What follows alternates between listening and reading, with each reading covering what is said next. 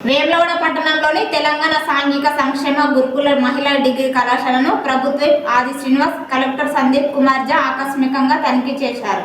ఈ సందర్భంగా విద్యార్థులతో మాట్లాడుతూ విద్యాలయంలో వసతులు, పాఠ్యాంశాల బోధనపై అడిగి తెలుసుకున్నారు.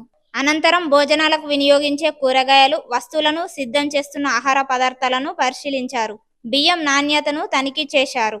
విద్యాలయంలో స్వచ్ఛత, పరిశుభ్రత పాటించాలని, మెను ప్రకారం భోజనం అందించాలని సూచించారు.